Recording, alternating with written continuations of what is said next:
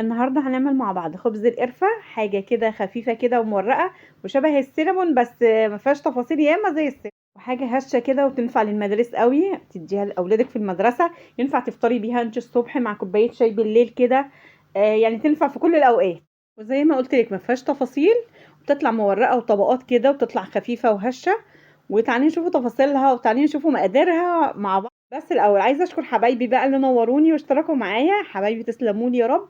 وعايزه اقول لكم برضو اللي بيتفرج اول مره يشوفني مع قناه اسرار الصنعه مع ايمان شاهين، ما تنسوش تدعموني حبايبي وتنوروني، علشان زي ما قلت لكم القناه بقى لها 3 سنين ولسه ما اتفعلتش، وعليها فيديوهات اقسم بالله تحفه. فيديوهات لاي بنوته لسه داخله المطبخ، لاي ست بيت.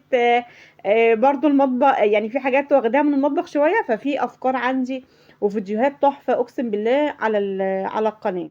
عايزة دعم من عندكم علشان القناة تكبر بيكم بإذن الله. بصوا بقى هنسمي بسم الله ونصلي على رسول الله عليه افضل الصلاة والسلام.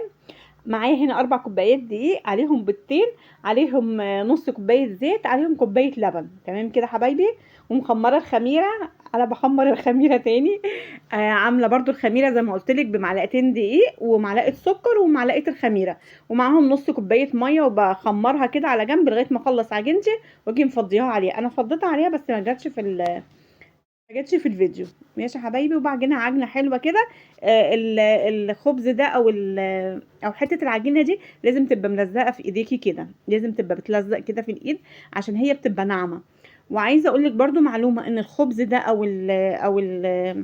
السينابون بيتخبز على البخار، هي الوصفه دي بتتخبز على البخار، بتبقى عايزه حله بخار. وممكن طبعا الحله بتاعت الكسكسي والقدوسيه والحاجات دي تنفع طبعا.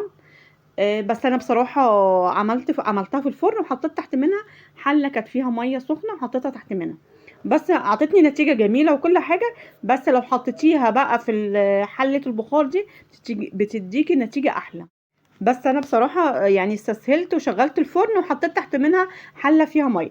انا هنا انا طبعا سبت العجينه تتخمر، وبعد ما اتخمرت قسمتها على جزئين وفردتها بنفس الشكل اللي قدامكم. جبت معلقتين قرفه على معلقتين سكر ورشيتهم كده، ومشيت عليهم بالنشابه بتاعتي عشان القرفه والسكر يلزقوا في قلب العجينه. ماشي يا حبايبي، وبقطعها كده الاجزاء زي ما انتم شايفين اهي. بقطع كده كل جزء بقطعه 2، وهحطها برضو في صينية مدهونة سمنة او سمنة او زيت، وارصها نفس الرصة دي واسيبها اسيبها تخمر تاني. وبعد ما تخمر تاني هجيب طبق فيه مية ومعايا رشة قرفة ورشة سكر، هحطهم على الوش. انا بحطها بديها رشة المية دي ليه يا حبايبي؟ علشان السكر والقرفة تلزق معايا على حتة اللقمة.